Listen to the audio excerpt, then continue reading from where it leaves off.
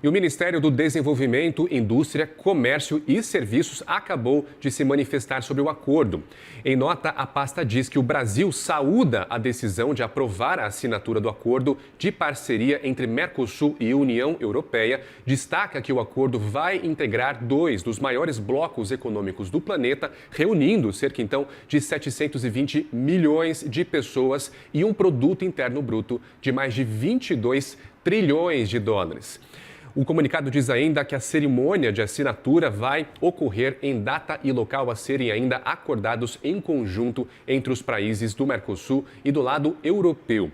O Paraguai, que é, vamos lembrar, o atual presidente rotativo do Mercosul, já adiantou que o acordo vai ser assinado no dia 17 de janeiro em Assunção.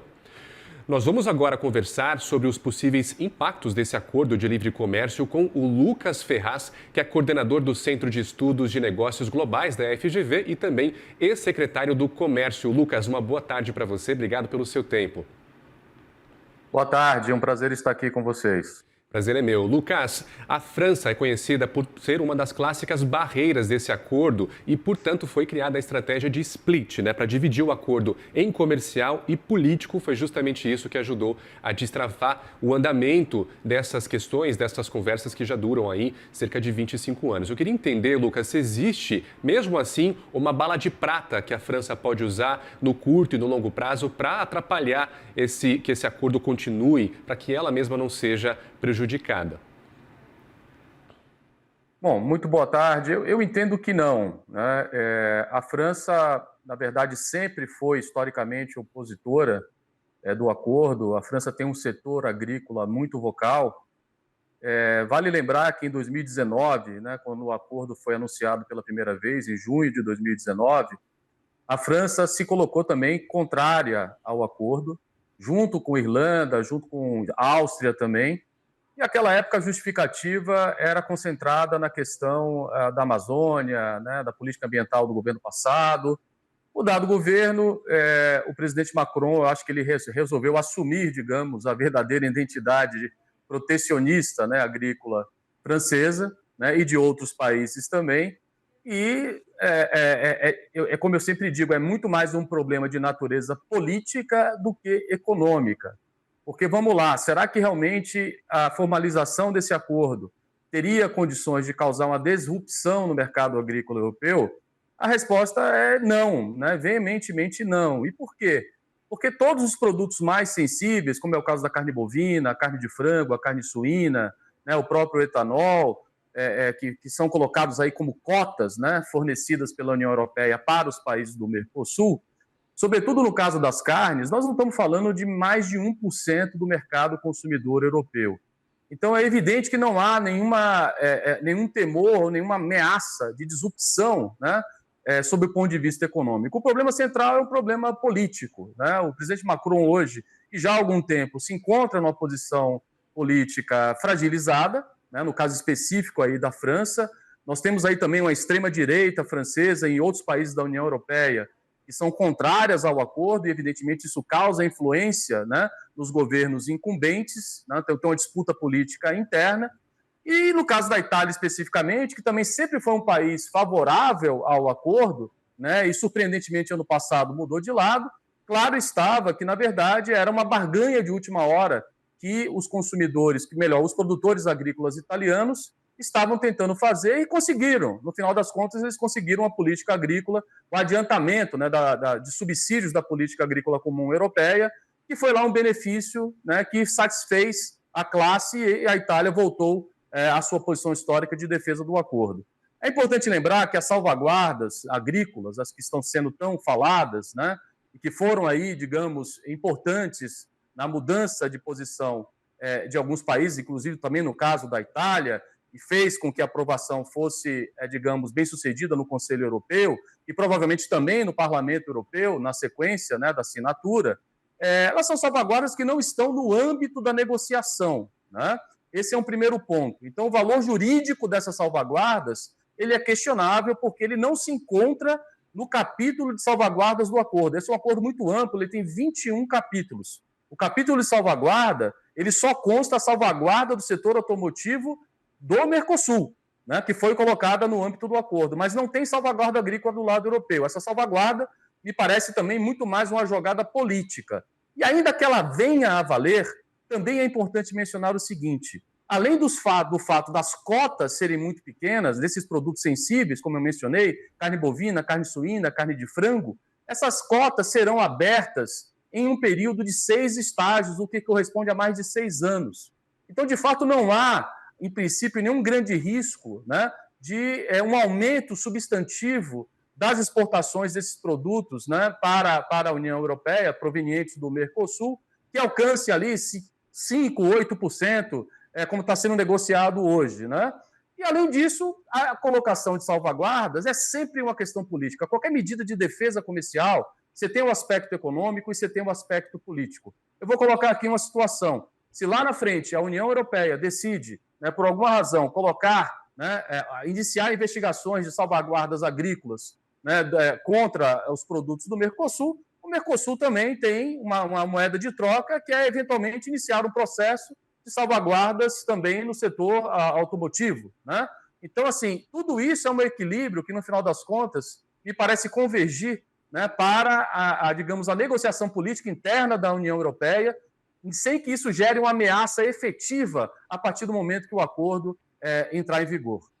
Lucas, eu quero detalhar um pouco essa questão das salvaguardas. No final do ano passado, a Itália, de fato, surpreendeu ao ir contra as negociações entre União Europeia e Mercosul. A Itália, que está pedindo que essas salvaguardas saiam de 8% e diminuam, então, para 5%. Não está claro ainda se isso foi atendido durante as negociações, mas fato é, embora seja uma jogada muito mais política, eu queria entender de você, Lucas, se essa percepção de urgência geopolítica para uma competição, eventualmente, entre os Estados Unidos e a China e a União Europeia também não influencia nessa jogada da Itália de ir contra o Mercosul e, no final das contas, de última hora, ser a favor, ser favorável a tudo isso?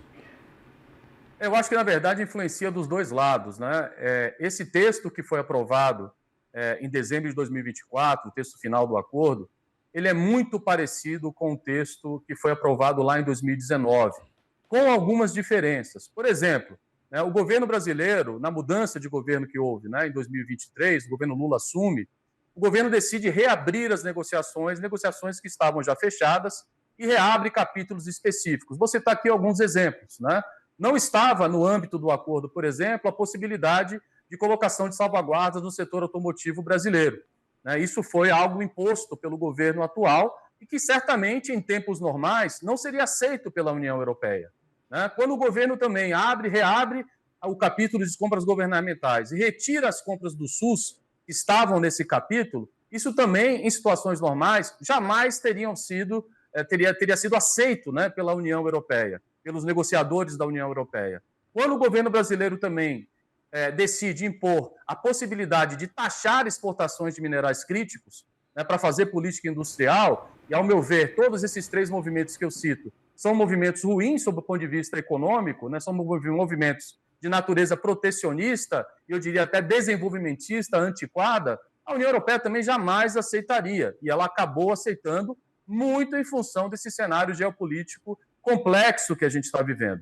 Vamos lembrar que a União Europeia, recentemente, formalizou não só formalizará, digamos, na semana que vem, este acordo com o Mercosul, mas como ela já formalizou um novo acordo com a Indonésia, ela está negociando também com a Índia, né, em estágio avançado, ela está se aproximando da CPTPP, que é aquele mega acordo regional asiático, que tem o México, que tem o Canadá, que tem o Japão, que tem a Coreia do Sul. Ou seja, a União Europeia, diante, né, da complexidade geopolítica, diante do fato de ter feito uma negociação muito assimétrica com o seu principal parceiro comercial, que é os Estados Unidos, está numa situação geopolítica e geoeconômica complicada, Rússia, China e etc., ela está buscando diversificar, né, o seu comércio internacional. Então, a Itália, na verdade, a surpresa foi a força, né, que o setor agrícola teve para mudar a posição da Itália no último momento. Mas eu entendo que a Itália está muito ciente da importância geopolítica desse momento da União Europeia, né, ter mais diversificação. E eu acho que foi ali um pouco do oportunismo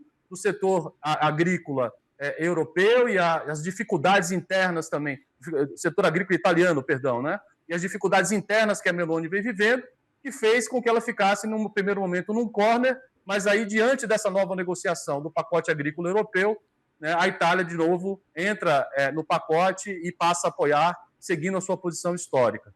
Lucas, falando agora sobre os impactos no Brasil, é verdade que o Mercosul se beneficia muito desse acordo, mas nem tudo são flores. A gente pode enxergar aqui no país um choque de oferta. E aí eu queria entender a sua percepção, Lucas, se as nossas empresas estão preparadas para administrar esse choque de ofertas e se a gente pode ter até um processo de desindustrialização de alguns setores, enfim, ou se no longo prazo o ganho com todo esse acordo entre a União Europeia pode compensar esse risco. Olha, eu vejo esse risco de uma magnitude muito baixa. E vou tentar explicar por que, ser claro. Esse acordo ele foi negociado de uma forma assimétrica, né? Então, a desgravação tarifária, que é a redução das tarifas, ela não ocorrerá, né, no momento, digamos, em 2, 3 anos, né?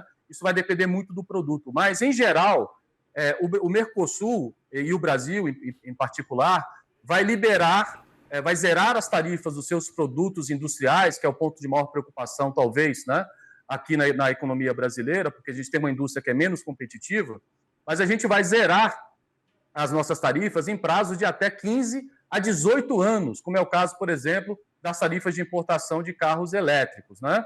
No caso da União Europeia, para o setor industrial, mais de 90% das tarifas serão zeradas basicamente na entrada em vigor do acordo, uma vez que é um setor que já é muito competitivo, vis-à-vis o setor, né, do Mercosul, e já possui tarifas relativamente baixas. Então, o prazo de adaptação para esse novo ambiente competitivo, eu diria que é um prazo até muito generoso, né? A União Europeia, por exemplo, e vários outros países não trabalham com prazos de desgravação de 15 anos, né? Poucos países, o caso do Brasil, né, propôs isso para a União Europeia e a União Europeia aceitou. Então, esse é um primeiro aspecto. Eu acho que é um prazo aí muito generoso, muito suficiente para a adaptação a essa nova realidade, né?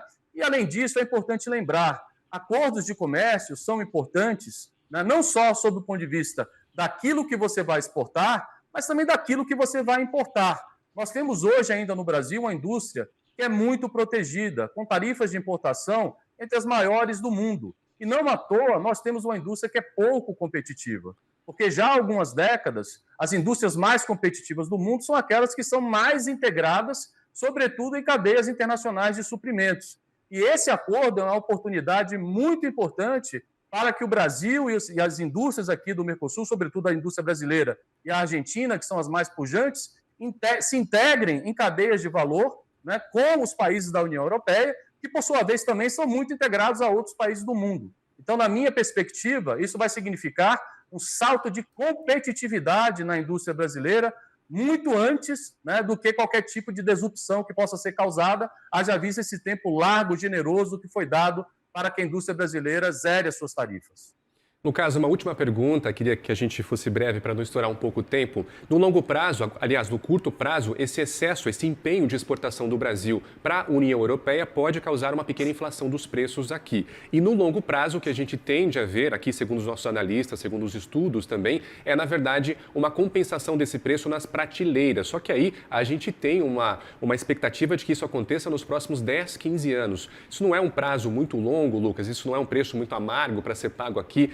Aí eu estou falando do consumidor, pessoa física, o produtor, o pequeno agricultor. Isso não é um impacto que não vale a pena? Olha, eu não acredito realmente num impacto inflacionário significativo, né? E vou explicar por quê. Porque sob o ponto de vista dos produtos industriais, as tarifas de importação da União Europeia, elas já são tarifas muito baixas, né? Então, não há que se falar em um grande salto, né, inicial, digamos assim, é um choque de exportação muito grande que pressionasse, digamos, os preços dos produtos industriais. Quando a gente fala das tarifas agrícolas e cotas, como eu já disse, as cotas são muito restritas. E essas cotas, sobretudo as cotas de carne bovina, suína, frango, como eu havia mencionado, elas serão faseadas. Então, no caso da carne bovina, por exemplo, que houve ali uma cota adicional de 99 mil toneladas, que representa 1%, né, do consumo de carne bovina na União Europeia, essa cota, além dela ser chamada cota peso carcaça, então, para você falar em carne efetivamente, você tem que tirar 70% desse valor, né, porque o resto são ossos, isso tudo só será feito, essa cota, né, remanescente, ela será dada em fases, em 6 fases. Então, o processo de exportação para as cotas de aumento das exportações, ele também será gradual, porque esse é um setor sensível na União Europeia, assim como é o setor industrial nosso,